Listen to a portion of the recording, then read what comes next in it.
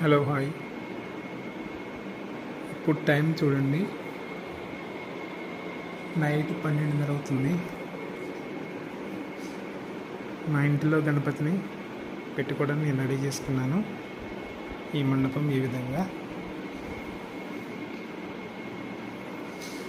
ఇప్పటికీ కొంతవరకు అయింది. ఇంకా రేపు వినాయక చవితి, రేపు పాలవెల్లి కట్టాలి. ఇంకా సో మా వినాయకుడిది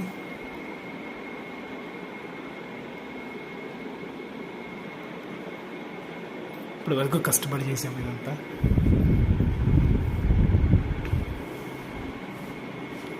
ఇది టోటల్ వ్యూ.